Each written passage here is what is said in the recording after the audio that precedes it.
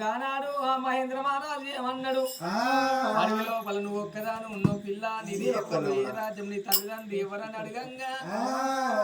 గానాడు ఆ సంజం ఏమన్నది నాయన్న నేను దిక్కులేని ఆడిదాన్ని దీవులేని ఆడిదాన్ని నేను పుట్టినాక అవను దాసుకున్నా పెరిగినాక నాయనను దాసుకున్నా నాకు అన్నున్నాడు నా అన్న సత్యశీల మహారాజు వాడు లంగా వాడు దొంగ వానికి చెల్లన్న ప్రేమ తెలియదు చెల్లన్న అనురాగం తెలియదు నా అన్నకు అని పడ్డ కష్టమంతా ఆ మహేంద్ర మహారాజు తోడు చెప్పుతంటే మహేంద్ర మహారాజు ఏమన్నాడు మరి సంజవ్రా ఇవాళ నువ్వంటే నాకు ఇష్టం ఉన్నది నేనంటే నీకు ఇష్టమా అని అడిగిండు అప్పుడు ఆ బిడ్డ అన్నది నాయనా నువ్వంటే నాకు ఇష్టమేనయ్యా ఇవాళ దిక్కులేని అడవి లోపల దిక్కై వచ్చినవు దీములేని అడవి లోపల ధీమై వచ్చినవు తండ్రి ఆగో నీకు ఇష్టమైతే నిన్ను లగ్గం ఆడుతాను అన్నాడు అయ్యా భగవంతుని చిత్రం చూడుండ్రి భగవంతుని మాయ చూడుండ్రి కొట్లాడుకున్న అన్నదమ్ములను కూడుకుతాడు కూడుకున్న అన్నదమ్ములను విడగొడతాడు దేవుడు చేతులు కలిసిన సప్పట్లు అయితేనే మాటలు కలిసిన ముచ్చట్లు అయితున్నాయి అగో ఒకలి మీద ఒకలికి ప్రేమ కొడుతున్నది అగో ఇద్దరు పిల్లగన్లు ఇక కాశీనగరం వెళ్ళిపోదామని కాశీనగరం వచ్చిండ్రు ఆ కాశీనగరం లోపలనయ్యో అయ్యో నిమ్మలు కొట్టి నీడలేసిండ్రు పచ్చలు కొట్టి పందిర్లేసిండ్రు ఆకాశమంతరులు వరిసి భూదేవులంతా గద్దెలు వరిసి శివుడాకు తోరణాలు శివ కంకణాలు మావిడాకు తోరణాలు మరి కంకణాలతోటి మానేడు ముచ్చాల మరిగిందే పోలు నారమయ్య మరిగిందే పోలు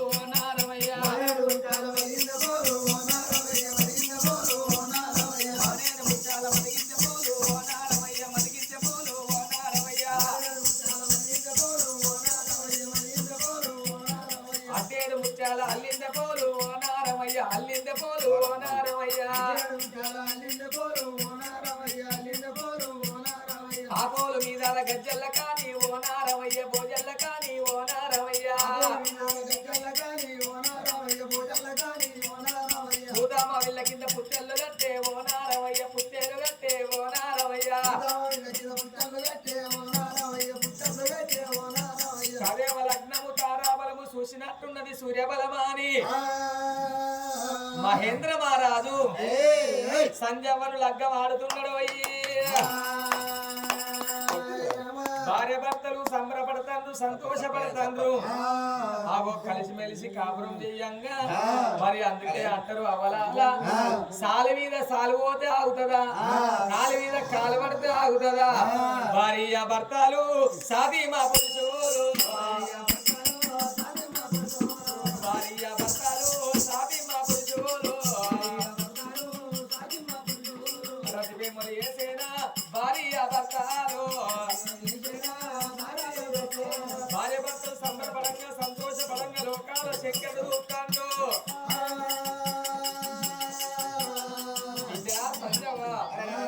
ఇవాళ ఇన్ని రోజుల బట్టి నువ్వు కష్టపడ్డ ఆడిదాని బిడ్డ ఇవాళ నీ భర్తతోటి సంబరపడతాన్నావు ఇక నీకు కష్టాలు పోవాలంటే చచ్చిపోయిన నీ తండ్రి కడుపు లోపల సంతానం ఎత్తా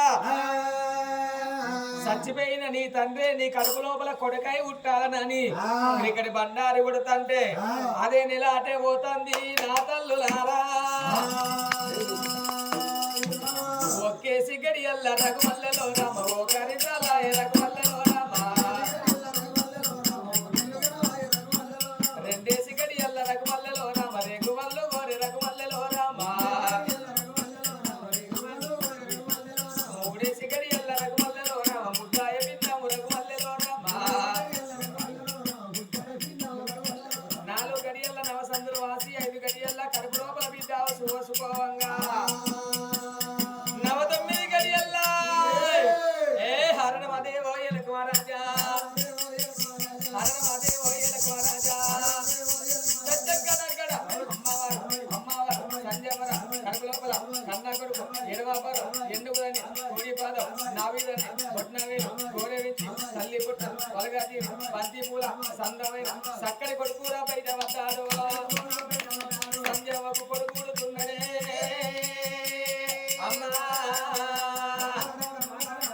ఆడవించ కొడుకును రామ రామ నోట కూడా ఇచ్చినది రామ రామ ఇంత ఇంత కొడుకురా కొడుకు ఎదుగుతున్నాడు ఒక్కరోజు బాలుడు బాలుడు ఎవరికైనా 2 రోజుల బాలుడు బాలుడు ఎవరికైనా 2 4 రోజుల పిల్లగాడు 4 4 8 8 16 4 20 రోజుల పిల్లగాడు పెరుగుతాడు ఆ 21 నాడు పిల్లగాని పేరు పెట్టాలి పేరు పెడదామని బ్రాహ్మణులు వస్తున్నారు బ్రాహ్మణులకు అడ్డం తిరిగింది అయ్యా నా కడుపులో వచ్చింది ఎవరో కాదు నా అవదచ్చిపోతే అవ్వలేని విద్య బతకాలని నా తండ్రి సురేంద్ర మహారాజు నాతోటి కష్టపడ్డాడు నన్ను పెంచి పెద్ద చేసింది కాబట్టి నా తండ్రే నా కడుపులో కొడుకై వచ్చింది నా తండ్రి పేరు సురేంద్ర మహారాజు నా కొడుకు పేరు నా తండ్రి కలిసేటట్టు పేరు పెట్టాలన్నది ఓ బిడ్డ అందుకేం పర్వాలేదు ఇవాళ నీ తండ్రి సురేంద్ర మహారాజు అయితే నీ కొడుకు పేరు అమ్మ సూర్యకాంత రాజు అంటారు కొడుకు పేరు పెట్టినారు రామ రామ సంబరపడుతున్నది ఆ తల్లి సంతోషపడుతున్నది సంజమ్మ ఆట వెంచే కొడుకు నోట వెంచంగా 7 ఏళ్ళ పిల్లగాడు 2 ఏళ్ళ పిల్లగాడు 3 ఏళ్ళ పిల్లగాడు 4 ఏళ్ళ పిల్లగాడు 5 ఏళ్ళ పిల్లగాడు ఆటలాడుతాడు నా కొడుకు చదువు రావాలన్న ధర్మై స్కూల్ బల్లల్లో ఏర్పించింది ఆ రామ ఓ రామ అయ్యో చదివియా బల్లల్లా చదువుకుంటా ఉన్నాడు 6 ఏళ్ళ పిల్లగాడు 7 ఏళ్ళ పిల్లగాడు అయిందా ఈ సంజయ్ ఇల్లు రోజుల బట్టి కష్టపడ్డ ఇప్పుడు సంబరపడుతుంది కొడుకుని చూసుకుంటుంది బలగాన్ని మర్చిపోయింది వాడు అన్నగాని జోలి అత్తలేసి అయ్యో ఇంటికి వచ్చినప్పుడు 5ో 10ో ఇస్తే అన్నగాడు అప్పుడు ఆది కత్తాడు రాకుండానే వేసుకుని అన్నగాడు అక్కడ చూడు సత్యశీల మహారాజు రమాదేవి భార్య భర్తలు కలిసిమెలిసి కాపురం చేసిన నాడు లోకాల శంకరుడు చూసిండు అరే కొడక సత్యశీల మహారాజా నువ్వెంత పాపాత్మునిరా అవన్న ప్రేమ నీకు లేదు నాయన అన్న గౌరవం నీకు లేదు చెల్లన్న ఆత్మీయత నీకు లేదు వారి నీలాంటోడు పాపాత్ముడు భూమి మీద ఉండద్దురా నీ అహంకారం అనగాలి నీ గర్వం గంగమ్మ దొక్కాలనంటే నీకు బిడ్డనోడి గడతనన్నడే నావు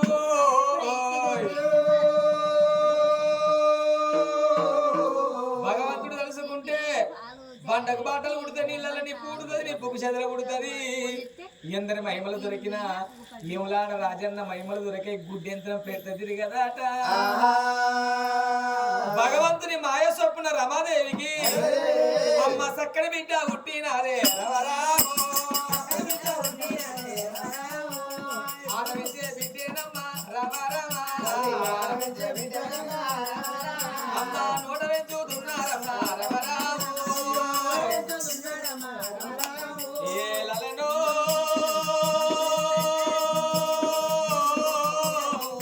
దేవి శారదా బిడ్డ నోట వెంటనే 21 రోజుల నాడు బ్రాహ్మణులు వచ్చి వజ్రవాత పేరు పెడతాను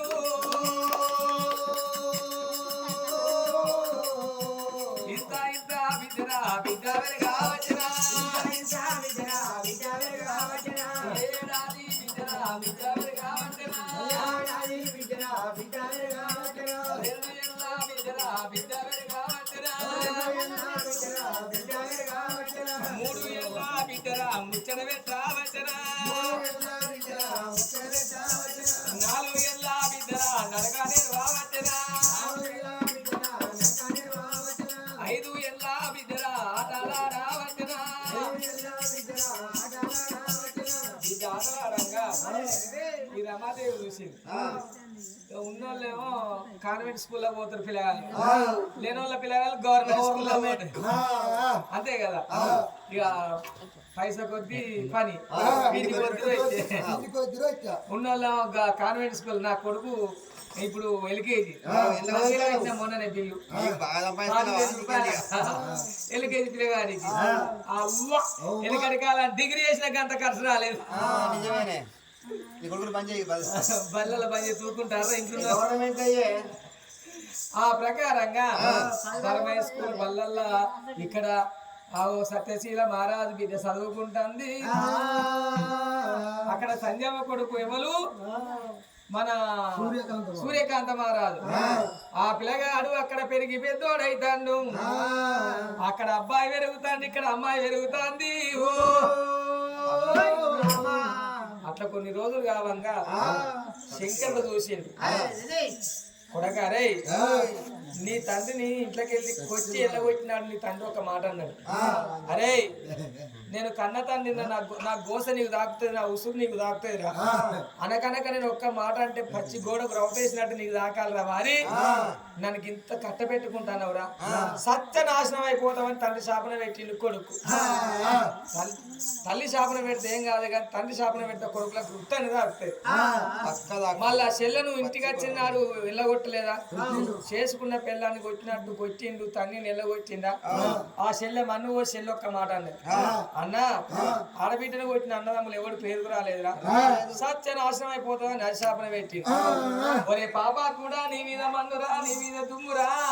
ఎవరు నోడ్చిన కూడా గాడిది అవ చచ్చిపోతే అవ కగ్గి పెట్టలేదు, నీ అయ్యకింత అన్నం పెట్టి అనుసుకోలేదు, చెల్లెని దగ్గర తీయలేదురా వారి. నీ తండ్రి శాపన ముందడ పడాలని చెల్లె శాపన ముందడ పడాలి అని పిరికడ బండాన్ని తీసి సత్యశీల మహారాజు మీద కొడితే వాని కుడికలు పుట్టాది రో పుట్టాది పుట్టేనా, కుడికలు పుట్టాది రో పుట్టాది పుట్టేనా,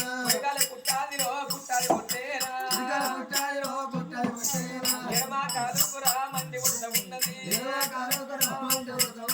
రామ రామ సీతారామ రామ రామ సీతారామ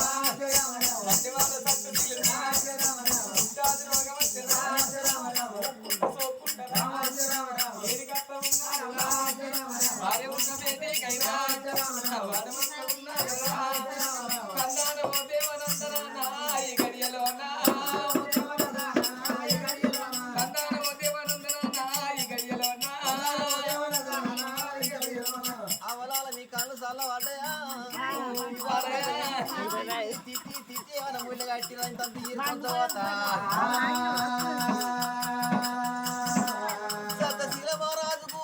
పూలు పుట్టింది, పూరి రాస ముందు పుట్టింది, ఈగలు 9 లక్షలు పుట్టే 1 లక్షలు పుట్టినాయి. అవలాల రాజ్యం లోపల దేశం లోపల రణబుక్కు మురుగు వస్తుంది. దేశం వెళ్తాడు,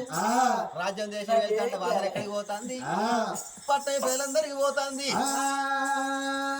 ఈ వాసన పడగానే ఎక్కడిదిరా రణగబ్బు వాసన వస్తుంది, పెడమురుగు వాసన వస్తుంది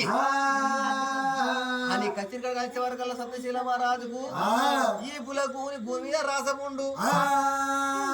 ఈగలు 20 లక్షలు, మరి బొమ్మడు ఈగలు 90 లక్షలు, మరి ఈనాడు కుడికాలు కుట్టాలు పుట్టింది, ఎడకాలు మండి పుట్టింది. అయినవ్వా నేను కంటే పెట్టుకుంటాను, ఇప్పుడు నేను సంపాదించి ఉంటే దానికి ఇచ్చేళ్ళ కొట్టు అగో నేను లేదా కళ్ళ మంచిగా అంటలేను నేను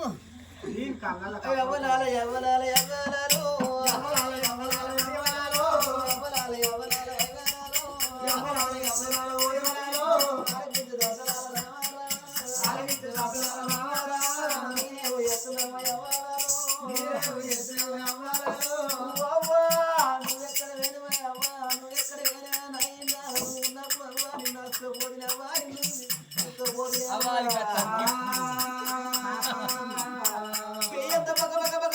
మండుతున్నది సత్యశీల మహారాజుకు.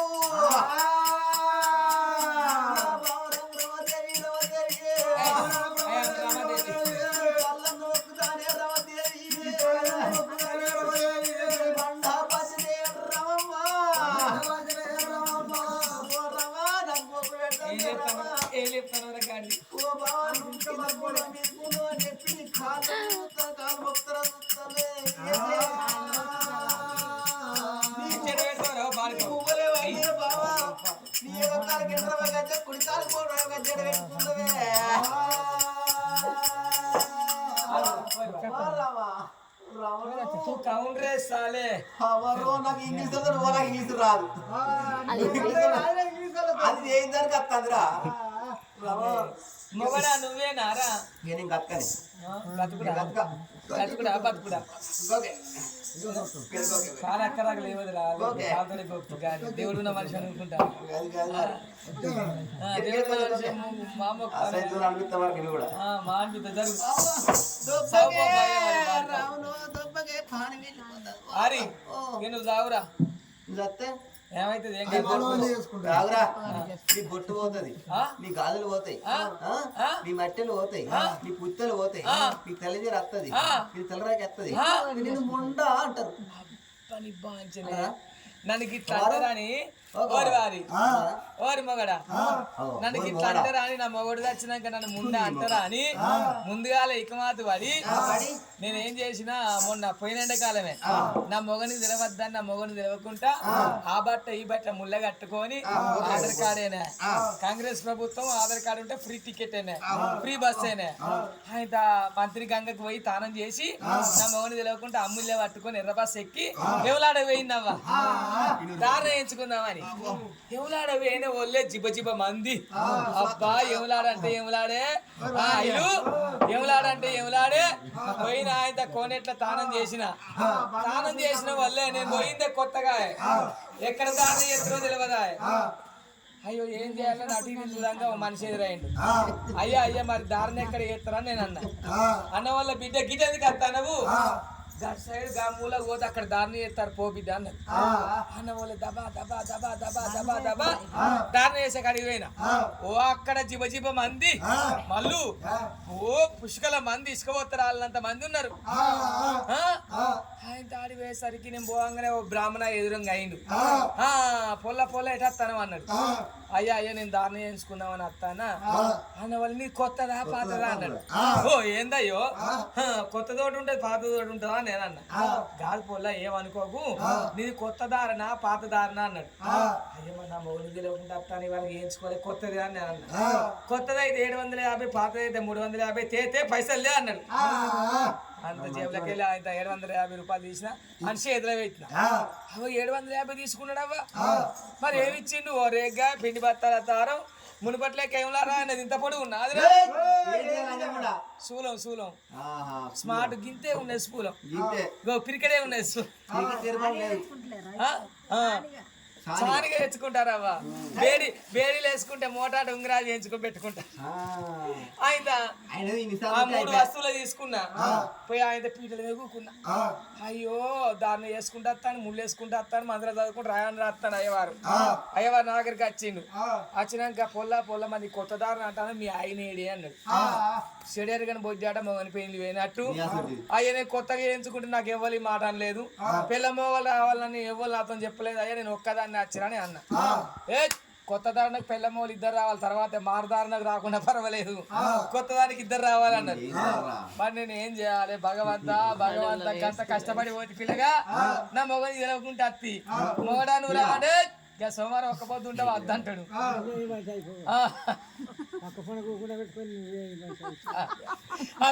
అయ్యవారు నా మొగడైతారా మనిషి ఇక నేను అన్న వాళ్ళే మరి అయ్యా ఎట్లనయ్యా నా మొగం తెలియకుంటే అత్తి మరి ఎట్లా దారిని ఎట్లా చేయవా అని నేను అన్న పొల్ల మీ ఆయన రాకుండా పర్వాలేదు కానీ మీ ఆయనదేమన్నా వస్త్రం తెచ్చినావా అన్నాడు అయ్యా వస్త్రం అంటే ఏందని నేనన్నా వస్త్రం అంటే మీ ఆయన ఏదో తువాలో ఓ లుంగో ఓ బనీనో ఓ అంగో ఓ డ్రైర్ అనలేరా బాడుకో అన్న వాళ్ళు మరి ఏం చేయాలి నేను కొంటే పోతే ఆదరాబాద్ లో ముళ్ళ పట్టుకపోతే ఏమన్నా ఉన్నాయా నా మొగని ఆన వాళ్ళు చూస్తానని చెప్పి ఆన వాళ్ళు చూస్తాను అలా నా మొగంది 2 పొక్కలు పడ్డ పాత డ్రైర్ ఒకటి వచ్చింది 2 పొక్కలు పడ్డది పిల్లగా ఆ 2 పొక్కలకి వెళ్ళి నా శిరకం ఇట్లా దూర్చి దానికి ముడేసి నా భూజం మీద వేసి దారుణ చేసింది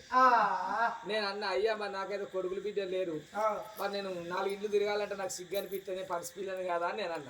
పొల్ల మునుపట్టే ట్రెండిషన్ మొత్తం మారింది నువ్వు సోమవారం నాడు ఆయన తానం చేసి దీపం ముట్టించినాక సంఖకు జోలేయక ముందే ఒక ప్లేట్లో నన్ను బియ్యం పోసుకొచ్చి ఇంటి ముంగడ గడ్డి ఉంటే గద్దో లేకపోతే గోడ ఉంటే గోడ మీద పెట్టి సంఖకు జోలేసుకొని ఇంటి ముంగడికి వచ్చి పార్వతి రాయేసించోగమ్మా ఆయన 5 సార్లు ఇట్లా జోలు వేసుకొని ఇట్లా జోరు అన్నాడు విన్నానా